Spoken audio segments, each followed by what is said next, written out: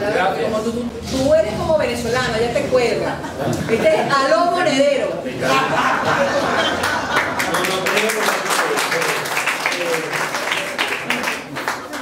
Miren, históricamente renuncia a la nacionalidad española y tienes la venezolana. no, te lo agradezco, pero todo eso la doble vale. Pero yo soy muy de aquí, Yo he aprendido, yo estudié en Alemania y luego he estado mucho tiempo en América Latina y le tengo mucha ley a este país. Mucha ley a esto que antes se llamaba España y que yo voy a seguir luchando porque se llame España, créeme. Uno es de donde ha hecho su bachillerato, y yo hice mi bachillerato en Lorca, en Celaya, en Antolaguirre, en Machado, y hablaban de este maravilloso idioma que compartimos. Bueno, decía que a diferencia de otros lugares de América Latina, el ejército venezolano no ha tenido la necesidad de ser tan represivo como en otros lugares, porque la burguesía no extraía la plusvalía al pueblo, sino que se las traía a los pueblos que le compraban el petróleo. Es decir, que al tener petróleo no necesitaban utilizar al ejército para sojuzgar y mantener a la clase obrera, en términos más clásicos, para poderles extraer su beneficio, ¿no? Y eso permitió, eso no significa que el ejército no reprimiera, que claro que reprimía, ¿no? Pero no con la virulencia de otros lugares, porque no hacía falta. Y eso permitió que hubiera una entrada de sectores populares en el ejército venezolano, hasta niveles de la oficialidad, cosa que es prácticamente imposible, por ejemplo, en el ejército chileno, ¿no? O aquí. Entonces, o aquí también es complicado, aquí no tanto, aquí ya más o menos, ¿no? Pero sí que es cierto que la oficialidad del ejército era de clase, no una oficialidad de clase, que eso se rompe en Venezuela, y por eso en el entorno del Caracazo del 89 ya va a haber un sector de militares de extracción humilde que van a empezar ya a pensar en términos nacionalistas, en términos de sacar a su pueblo de la pobreza, y que van a chocar entonces contra Estados Unidos, que es el elemento que no permite dar ese salto, y poco a poco van haciéndose antiimperialistas, y en el discurso de Bolívar van encontrando esos elementos de nacionalismo y de antiimperialismo que van a significar el comienzo del MBR 200, que es el primer partido que pone en marcha Chávez. Hay armamento para aburrir en Venezuela, y eso implica que deben ser muy cuidadosos quienes quieran entrar, ¿no? Es decir, quien quiera entrar en Venezuela va a recibir mucho plomo.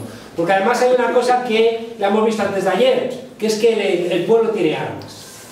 Una cosa que ha repetido mil veces Chávez es que la revolución bolivariana era pacífica pero armada. Pacífica pero armada. Ayer, ¿cómo se frenó el golpe? Porque hubo gente del pueblo que le dijo a los que estaban animando el golpe, cuidadito. Imagínense ustedes que el 18 de julio del 36 en Madrid hubiéramos estado armados.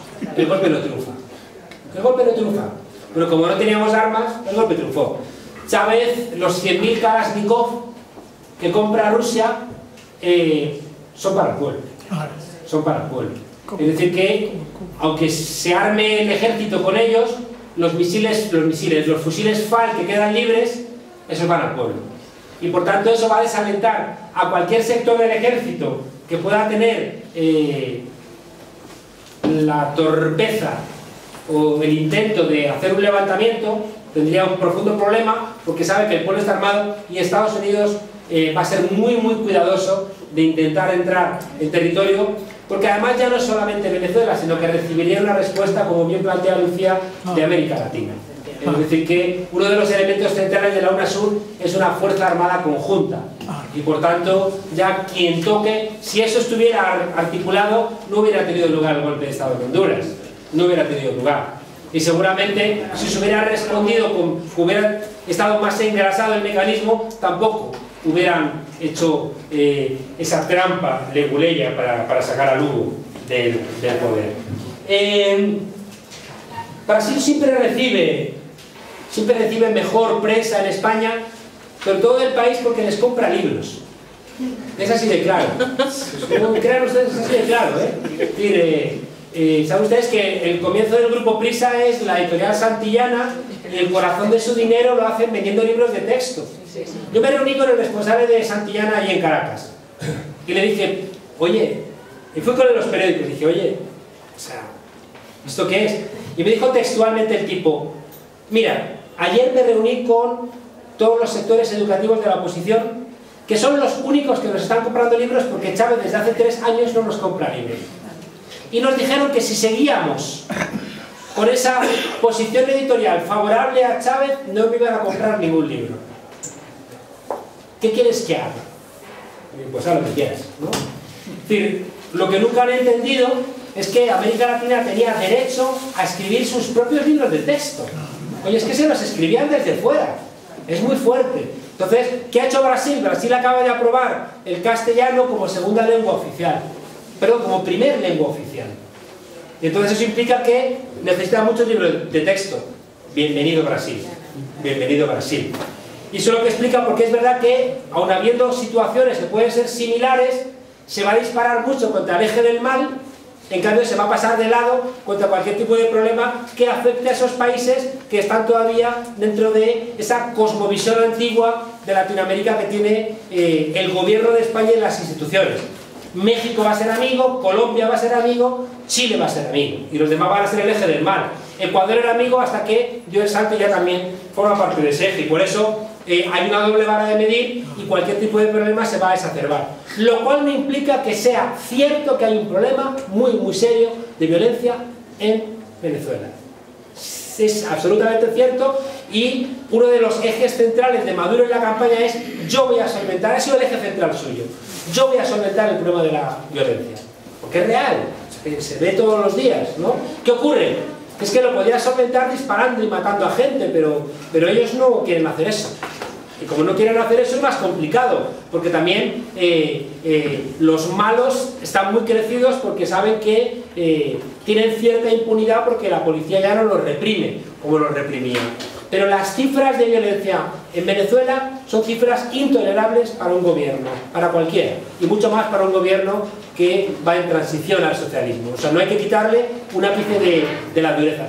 Es verdad que si ustedes ven una película de los 80 que se llama Canción Brava para Canción Mansa para un Bravo Pueblo, se llama como al revés de la canción de Ali, ¿no? Es una película que la ven ustedes ahora y dicen, coño, parece de ayer, ¿no? Es una película con la violencia, a diferencia de Colombia, en Venezuela no hay violencia política, salvo estos sinvergüenzas que ayer asesinaron a 8, pero no suele ser el caso, no es como Colombia, que asesinan todos los días, a sindicalistas, a gente de izquierda, a maestros, y eso no se dice, ¿no? En cambio, hay mucha violencia social en Venezuela, y eso es un reto que hay que acabar, retirando armas, educando, obligando a las comunidades también a que se impliquen, cambiando toda la policía, pero eso es un problema. Por ejemplo, una cosa que hizo Chávez fue expulsar a los policías sinvergüenzas. ¿Cuál fue el resultado? Que tenías en la calle a sinvergüenzas que sabían manejar armas organizando la delincuencia. Es decir, que es un problema muy, muy difícil de solventar, no es nada sencillo. Los medios, la izquierda es muy mala construyendo medios de comunicación. Yo no creo que haya que construir medios afines. Yo creo, como decía Lenin, que la verdad es revolucionaria. Yo creo que lo que hace falta son medios que sean objetivos. Con eso yo me conformo. Hay un problema es que cuando tú construyes medios supuestamente afines, es infumable leerlos. Porque ya sabes lo que van a decir. Como cuando lees un artículo firmado por Rubalcaba, por Rajoy, dices, ya sé lo que dice, o sea, no me hace falta leerlo. Y todo un periódico con ideas de los tuyos no funcionaría. Hay un periódico nuevo en Caracas, que es gratuito, Ciudad Caracas, también está el Correo de lo Loco, que, sobre todo Ciudad Caracas, con Ernesto Villegas, que es el actual ministro de Información, está dando cabida a las críticas, y es un periódico que es mucho más decente. Es un periódico que está siendo... A mí me gusta leerlo. O sea que los periódicos más afines, yo no puedo con ellos, como Vea, por ejemplo, que es el periódico del Partido Comunista de Venezuela, son infumables.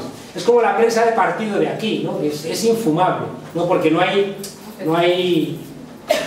información objetiva, sino que solamente hay una visión de los problemas. Yo creo que tenemos que aprender. Decía García Márquez, y por eso él crea en Cuba su equipo de guionistas, que tenemos que hacer telenovelas de izquierdas. ¿Es cierto? Es cierto. Hola. Tenemos que hacer telenovelas. Miren, en la victoria del PT, yo recuerdo leer una tesis doctoral sobre el tema, en la victoria de Lula en el PT, fue muy importante que en la telenovela más importante de Brasil, la criada de la casa de los dueños de la telenovela tenía un novio que era del PT, ¿no? Entonces, a partir de esa cosa indirecta, ¿no? que la chica que limpiaba, que era de pueblo, provinciana, buena gente, bruta, pero tenía un novio que era del PT, coño, y que era buena gente y que la cuidaba. Entonces eso ayudó mucho a normalizar la figura del PT. Fíjese, una telenovela, el novio de la chica de la casa, ¿no?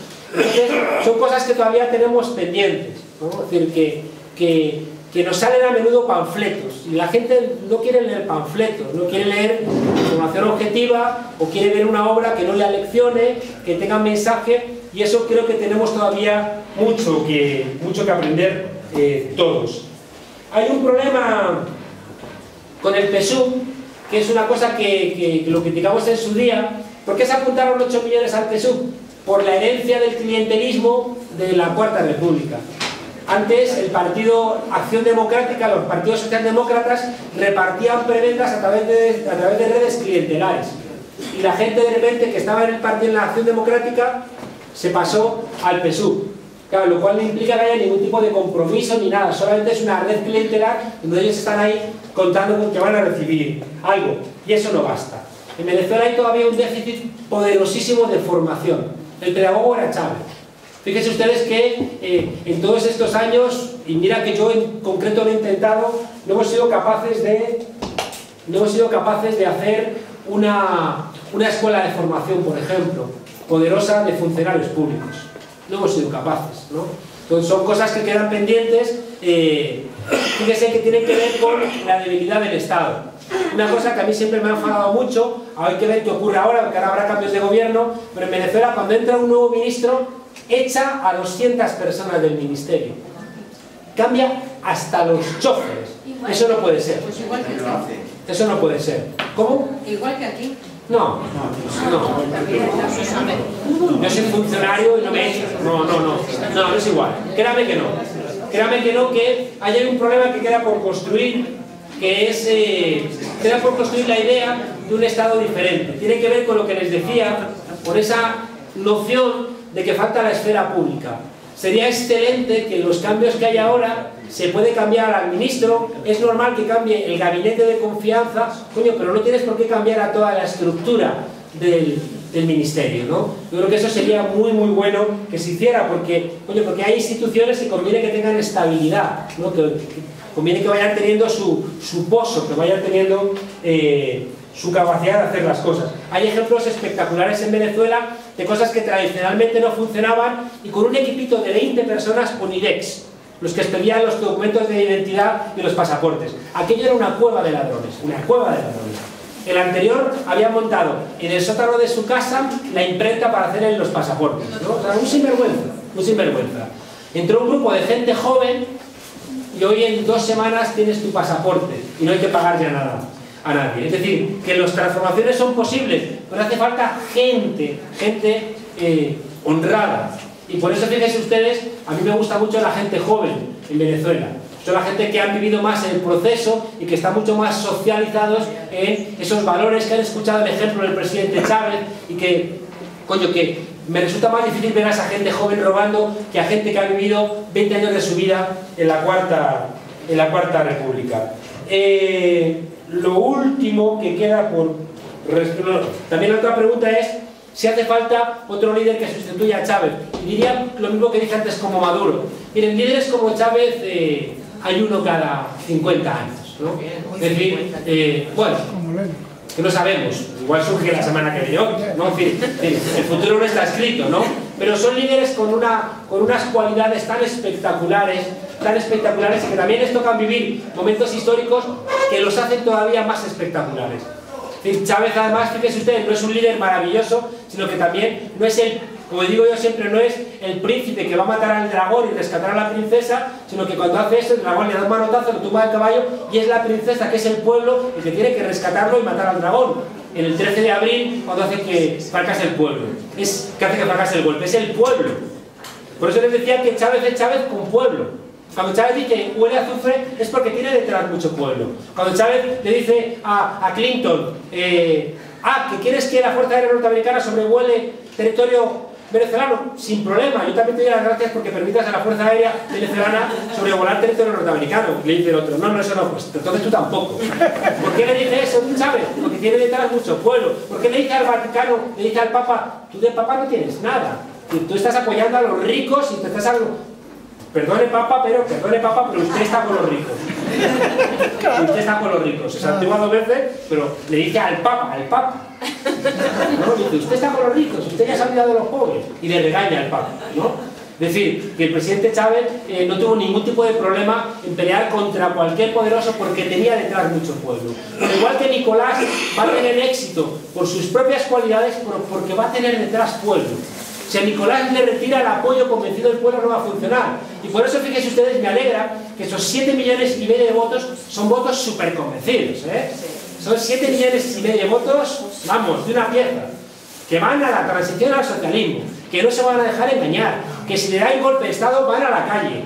Cuidado, que 7,5 millones de personas convencidas son muchas personas. Y en esa misma dirección, claro, todos vemos a Correa, que Correa tiene las cualidades para liderar mucho, pero estoy convencido de que nadie va a sustituir a Chávez, sino que va a ser un liderazgo coral. Es decir, que puede ser que en algunas ocasiones Correa impulse, pero yo creo que ya van a ser todos juntos. Creo que va a ser la unión de Correa con Dilma, con Cristina, con Evo. Van a ser todos, ¿no? Van a ser todos porque tienen mucha consciencia. Y es que se quieren. Una cosa que es muy espectacular es verlos juntos, es que se llevan bien, es que se lo pasan bien, ¿no? O sea, Chávez siempre, ayer las personas se la pasaba jodiendo, se la pasaba haciendo bromas, ¿no? Entonces, claro, generó una camaradería entre ellos que cualquier cosa que le pasa a ellos, le pasa a todos. Lo hemos visto, lo he visto yo llorando allá todos llorando, ¿no? A Evo llorar, bueno, Evo ya estaba destrozado, pero todos llorando, ¿no? ¿Por qué? Porque han convivido muchas cosas, han pasado muchas cosas juntos. Claro, y la pregunta a la cual no rehuyen, esa que me tenía que haber ido hace exactamente 18 minutos. ¿Qué hacer aquí, no? Miren, no podemos copiar modelos. Una cosa que Chávez entendió cuando, citando a Mariátegui, decía que la revolución en América Latina no será calco y copia, o cuando citando a Simón Rodríguez decía inventemos o inventamos o erramos, estaba recordando que tenía que terminarse en América Latina ese lugar estéril de imitar los modelos a menudo fracasados de la izquierda europea. No funciona. Coño, es que en los años 20 los funcionarios de la Comintern fueron a Perú a expulsar del partido a Mariátegui porque Mariátegui estaba diciendo que la revolución era con los indígenas. Y fueron los marxistas ortodoxos que dijeron, pero tú estás loco. A ver, ¿dónde dice Marx que es con los indígenas? Marx dice que es con los obreros. Y por tanto a echarlo del partido, ¿no? Claro, entonces la gente que hace esta reflexión, o Marx diciendo que Bolívar era un líder del pasado porque estaba frenando el desarrollo del progreso, o Marx felicitándose del colonialismo en la India porque así adelantaba la llegada y el advenimiento del socialismo. No, como decía nuestro maestro Paco Fernández Güey, ni Marx ni menos, ¿no? Entonces, en esa dirección, claro, en Venezuela dijeron vamos a hacer nuestro socialismo adaptado a nosotros. Es lo que nos corresponde en España. Chávez hizo las preguntas correctas. Hizo las preguntas correctas a la democracia representativa y al modelo neoliberal. Yo recuerdo Chávez llamarme cuando estábamos con los indignados, ¿no? Llamarme por teléfono a preguntarme, cuéntame qué pasa ahí, ya viene la revolución. Y recuerdo que, claro, que yo le decía, el presidente, desde el Caracazo es en el 89, donde asesinan no se saben las cifras, entre 300 y 3.000, cuando no se saben las cifras, ¿no? Donde asesinan a gente, ¿no? Mandan, Carlos Andrés Pérez, el amigo de Felipe González, manda al ejército a disparar contra el pueblo. En el 89, hasta que llega Chávez, pasan 10 años. Más 15 años atrás de ajustes neoliberales como los que estamos sufriendo nosotros aquí. Los procesos reclaman tiempo, ¿no? Entonces, nadie puede pensar que chascan los dedos y de repente ocurren las cosas. Yo siempre cito, esta pregunta también me la hacen mucho en América Latina, cito a mi amigo Maquiavelo. Maquiavelo en El Príncipe dice que para que haya cambio social tienen que darse 3 cosas. Él dice que hace falta fortuna. Fortuna es, dice él, un río puede crecer y si el río crece tú no puedes evitar que el río crezca y se desborde. Eso es la fortuna. Nosotros llamaríamos a fortuna las estructuras. ¿no? Son las estructuras que están ahí y tenemos que contar con ellas. El segundo elemento, dice Maquiavelo, es virtud. Dice que hay un príncipe virtuoso que puede prever. Príncipe, pero Maquiavelo, no. Qué bueno el jueves saca esta semana a Urdangarín con las muñecas cortadas y dice, coño, ¿cómo son en Qatar, no?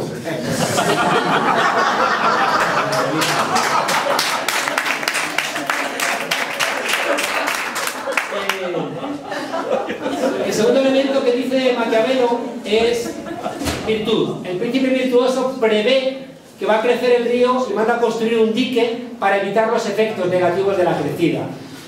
El virtud son los agentes políticos, son los actores políticos. Y el tercer elemento que plantea Maquiavelo es, lo llama él, necesidad. Necesidad, fíjense ustedes, dice él, que Ciro no podría haber rescatado a los persas si los persas no hubieran sentido la necesidad de ser rescatados. Condiciones objetivas, actores políticos y conciencia. En Bolivia, en los años 60, había un actor político espectacular que era el Che. Había necesidades políticas, necesidades estructurales de hambre, pero no había necesidad de la gente de que el Che lo rescatara. Por tanto, el Che termina en la escuelita de la higuera con el pecho atravesado. Para que haya, como en los cuentos, para que haya beso tiene que estar el príncipe, la princesa, el bosque encantado y en el momento concreto. Para que haya beso de transformación en España necesitamos las condiciones objetivas que las vamos teniendo. Y las vamos teniendo. Falta los actores políticos, que no los tenemos.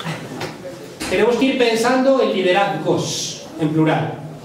Es decir, una de las cosas que planteamos en su día en el movimiento del 15M era que no queríamos liderazgo y odiábamos el liderazgo y respetábamos el liderazgo. Bueno, pues mi planteamiento, y no pretendo tener razón, ¿no? Pero mi planteamiento es que si liderazgos en plural no vamos a cambiar nada. Liderazgos, ¿no? No estamos en circunstancias como en Venezuela que va a llegar una persona a articular todo, porque no tenemos el grado de desarticulación que tenía Venezuela cuando llegó Chávez. No es cierto. Ni tenemos la devastación de las estructuras intermedias que tenía Venezuela. No son reales las circunstancias sociales y por tanto no vamos a encontrar solución intentando imitar los elementos. Y el tercer elemento, todavía no tenemos conciencia. Es decir, todavía no tenemos la necesidad de ser rescatados. Todavía hay mucha gente que está en nuestro movimiento de transformación y lo que le molesta son los excesos del sistema, no el sistema en sí. Le molestan los excesos del sistema. Y corremos el riesgo de que si les ofrecieran volver a tener esa situación económica de curro que veraneaba en el Caribe y no sé qué más cosas, a cambio de otra vez de la miseria de África o de América Latina, hay mucha gente que firmaría. Y esos hay algunos que no lo queremos.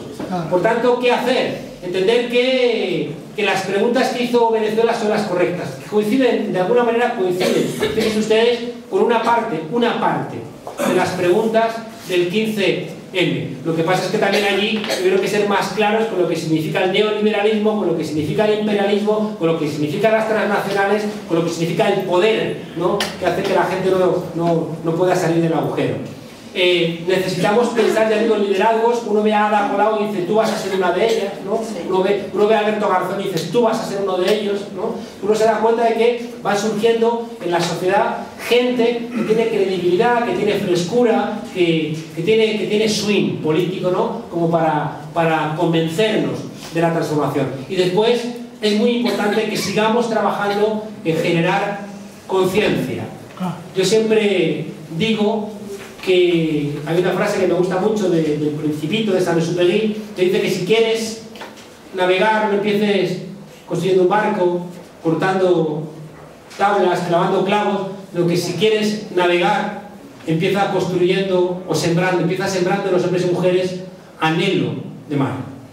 Y ojalá yo les haya sembrado un poquito de anhelo de mar.